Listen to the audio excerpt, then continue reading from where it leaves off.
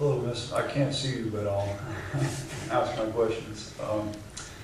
My views of our enrollment in, our involvement in Iraq are largely shaped, I have to admit, by what I've seen in the American media. But I was wondering what you thought about, does the United States military have any role to play as a peacekeeping force anywhere in the world, like in Sudan or Iraq or Afghanistan or places like that, where the perception, as far as a person like me who's thousands of miles from those areas, is that there might be factionalism, infighting, and even civil war if we were just to remove ourselves totally from those arenas. I don't think the Iraqi people need mediation from the United States military.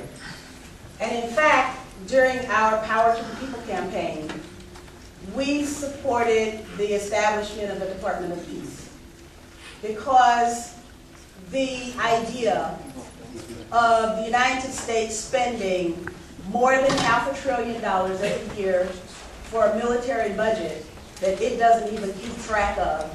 And in fact, we should all be outraged that Donald Rumsfeld could go to the United States Congress and say, well, we've lost $2.3 trillion, but the American people can afford it, which is exactly what he said.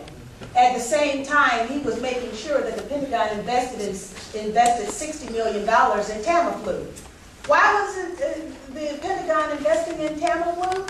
Because there was going to be this bird flu pandemic, and because Donald Rumsfeld had a financial interest in the company that produced Tamiflu, then Tamiflu was the solution.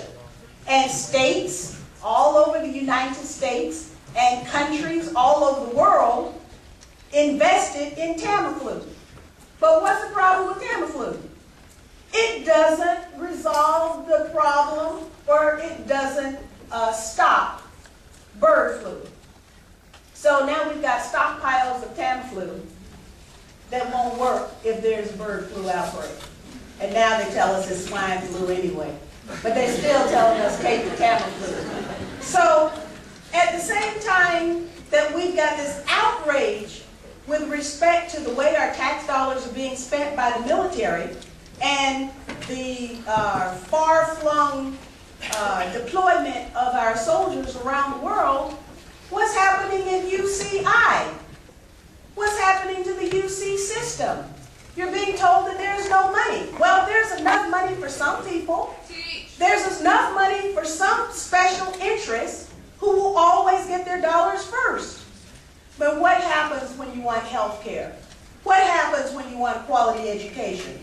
What happens when you don't want to be harassed by the police when you're going home tonight? What happens?